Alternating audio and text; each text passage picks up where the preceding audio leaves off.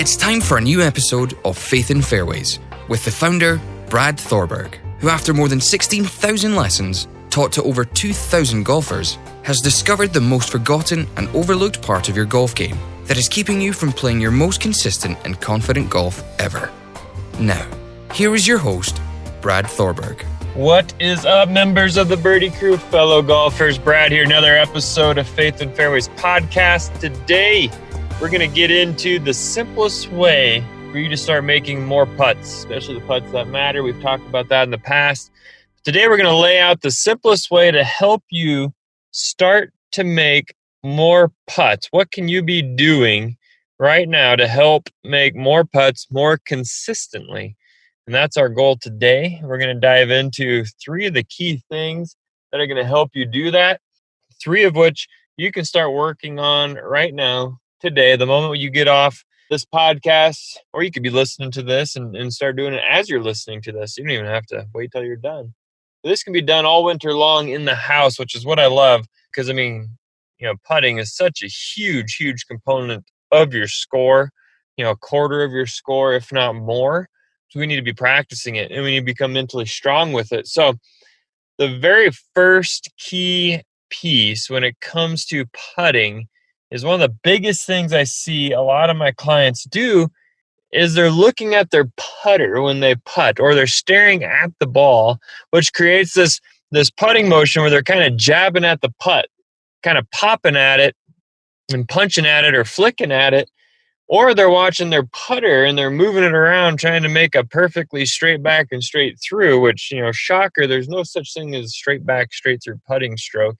Unless you're bent over at exactly 90 degrees so your shoulders can work pretty straight up and down. That's the closest you're going to get. I don't recommend that. No way on earth I can do that with my jacked up back. So the putter needs to move on an arc, but really it's all about getting the ball to start on your intended line with the right speed. If you do that, you're going to make a lot more putts, assuming you can read greens properly. So what we want to do is shift your eyes away from looking at the ball, your eyes away from looking at your putter blade, and start looking at a spot 2 to 4 inches in front of your ball. And this is a big thing that I work with a lot of my clients, and I can't take credit for it. I stole it from Stockton, putting guru, great putter. But it really changes your mindset. Every putt from now on becomes a 2 to 4 inch putt. So when you read your line, you pick that spot out 2 to 4 inches in front of your ball, and you simply get aimed at that. You point that at your spot. You get up, you set up, you aim your putter blade at that spot. You stare at that spot, and you watch yourself hit the ball over that spot. And here's what it does is it changes your focus from the ball or your putter blade, and it gets you focused on a target, an intermediate target, but it smooths out your putting stroke because now you're putting through the ball to that spot. And if you can get that ball to roll over that spot in the first 2 to 4 inches, you hit the putt on line. So now if we have a decent feel for speed and a correct read, we have a chance of hitting an edge of that cup. So we want to shift the focus. Think about it. When you throw a dart at a dartboard, you're not looking at the dart or watching your hand. What are you looking at? You're looking at the dartboard. And what do really good dart players do? And I've had a few competed at a national level, tried out for, I didn't even know darts was an Olympic thing back in the day. Or maybe it was just like a U.S. national team. Maybe it wasn't the Olympics. But anyways, I had a client who actually threw darts like that. And he talked about how he would literally look at a spot that a dart had already entered the dartboard. That's how focused they are when they're throwing a dart. And that's how focused we should be when hitting a putt. We should have a tiny spot picked out 2 to 4 inches in front that we're laser focused on getting this ball to roll right over that spot. That needs to be our key. We can't look at our hand, which would be the equivalent of looking at the putter blade. We can't look at the ball, which would be the equivalent of looking at the dart. We need to look at where we want this thing to go. When you do that, you're so much more freer with your putting motion. You're smooth. Your tempo's better. You're hitting through an object to a target, so you're fluid and you're accelerating. You're not jumpy and poppy. Plus, it just eases nerves. When you go into every putt that matters from 1 foot to 10 foot, and you're now thinking, all right, I got a feel for the speed. I just need to get this online. There's my spot. Now I just got to make this 4-inch putt. That's all you got to do. Think of how much more confident you're going to be standing over that putt, which we already talked so much about confidence with this game and how important it is. But this is one of those things that's going to help just make you ooze confidence when you're walking onto the putting green, because you now know all you have to do is make 2 and 4 inch putts. How hard is that? That's not very hard. You got to practice this. One of the hardest things my clients find is literally finding a spot, because they haven't been looking with that kind of laser focus in ever. So you have to start training your eye to find that tiny, tiny spot.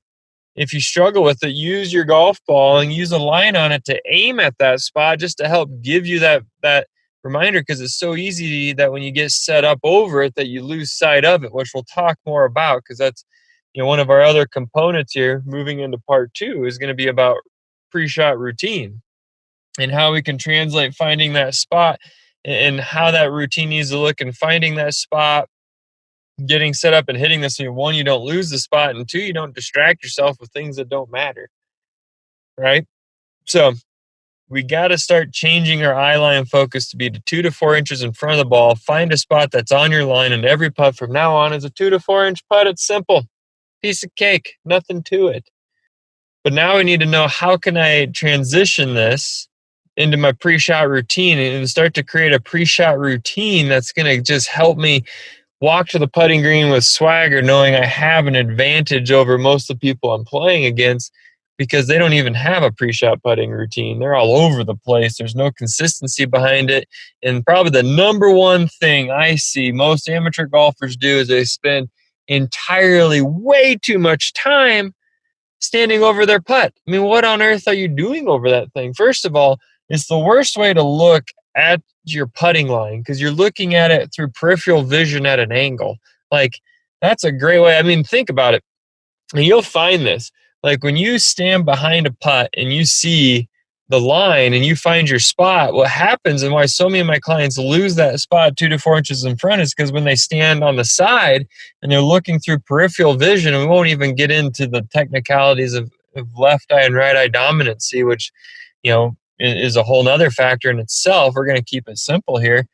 But when you start to look peripheral, when you get over that putt and your eyes, even if they're directly over that ball and you're looking down that line, when you turn that head, you're looking with peripheral vision, which skews the ability to look down a line. It also affects depth perception. I mean, there's a reason you don't stand sideways when you throw a dart.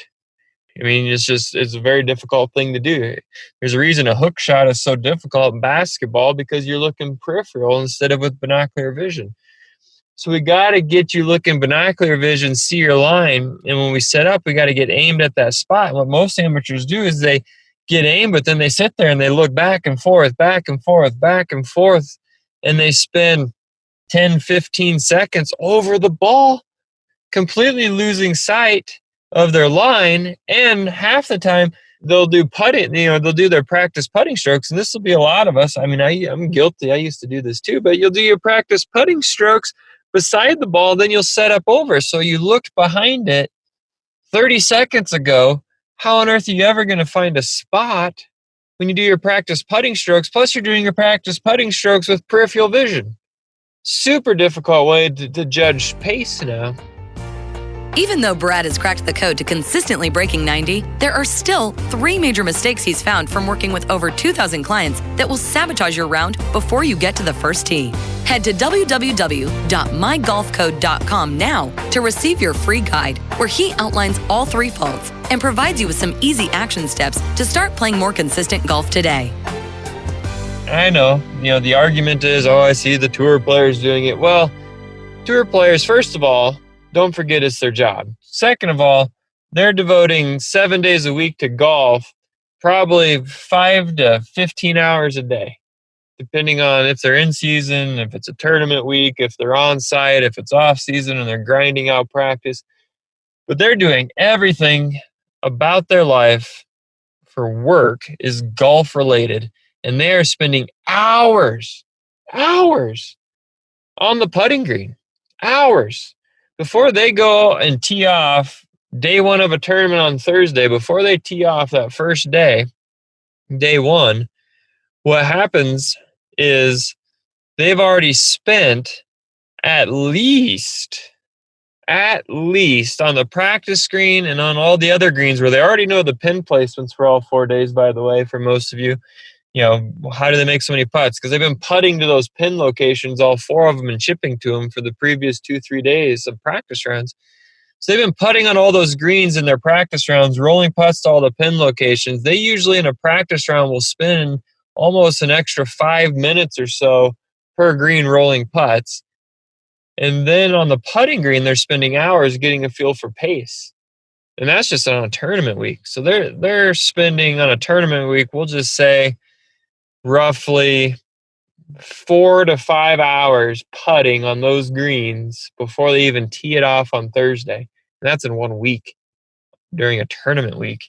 Most of you haven't spent 5 hours practicing your putting in the last year on a putting green. So we can't do what they do because we don't live that lifestyle. We're not, blessed with the ability to have endless hours of practice putting. So what we want to do with our pre-shot routine is we want to use binocular vision as much as possible.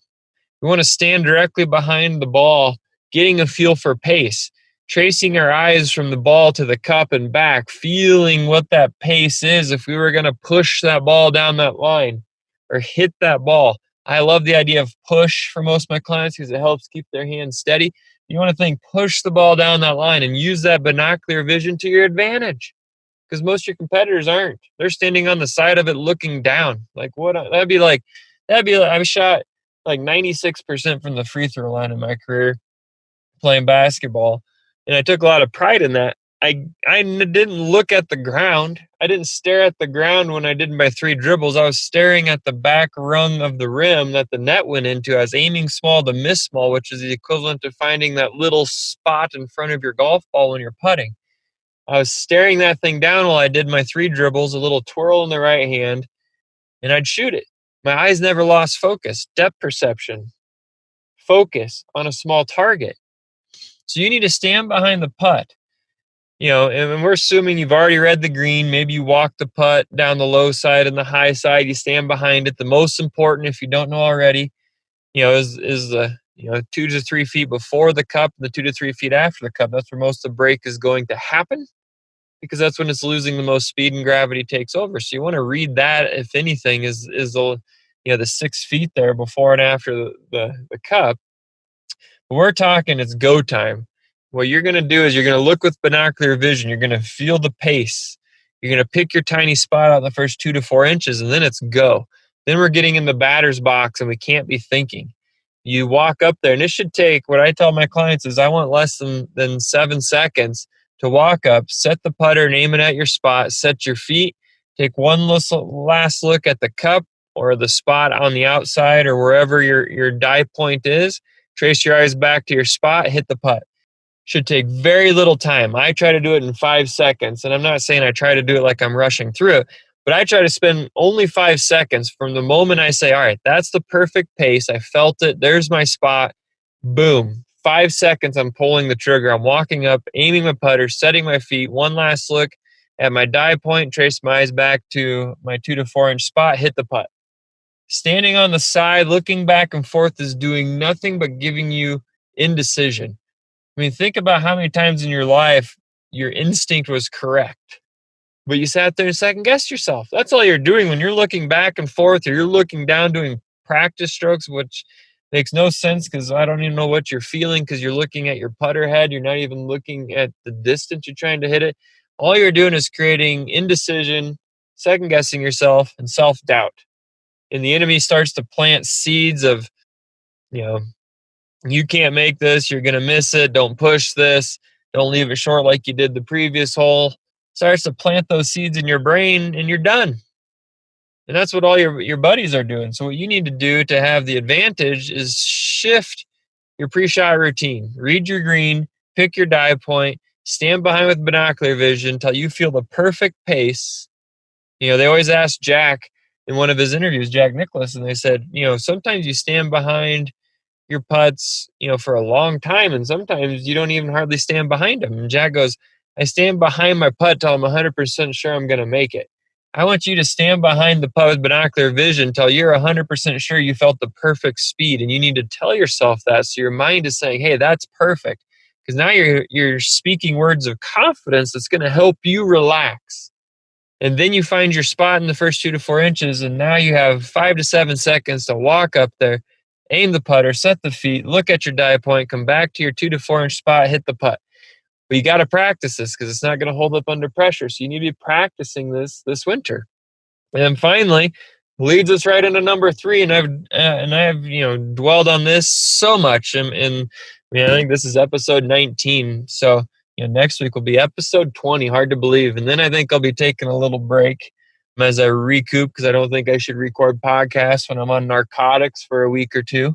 So there'll be a pause in my podcast for about probably 2 weeks to a month, just depending on how my spinal fusion goes, because this would be some interesting podcasts if I'm on pain meds. But practice.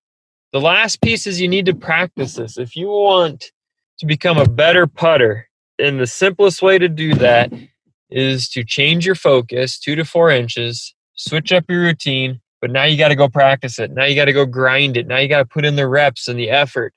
And we're talking, 20 to 50 putts a day, 3 to 5 days a week in the living room, down the yardstick, but going through that routine, binocular vision, stand behind it, feel the perfect pace to where it just barely dives into whatever the target is you set out in front off the yardstick or on the carpet. And then it's go time. Aim the putter, aim the feet, look, trace the eyes back to your spot, hit the putt. You got to get into that routine so it holds up under pressure and get in hundreds and hundreds and hundreds and hundreds of reps. And it'll translate the spring on the golf course. Or if you're lucky to live down south, you'll start to notice it right away. You'll start making more putts. You don't need to watch it go in. You don't need to watch your putter. You don't need to watch yourself hit the ball. You need to be focused on a target, walking up there with confidence and hitting it in 5 to 7 seconds so you don't start psyching yourself out. So that is the simplest way to start making more putts. I hope that gives you a whole lot of help. Tune in next week. Episode 20 will be my last one before my spinal fusion. Then we'll be off for a little bit over the holidays and while I recoup and hopefully get back to the journey of playing some pain-free golf for the first time in a decade. Next week will be all about the 3 things you're avoiding right now that you know about, but you're avoiding them and it's holding you back from playing your best golf. We're going to dive into those 3 big things that you're avoiding. They're going to tie right into the new year and help you play your best golf coming into 2020. So that is it. That's a wrap. Hope you guys all have a wonderful day. We'll talk to you all soon.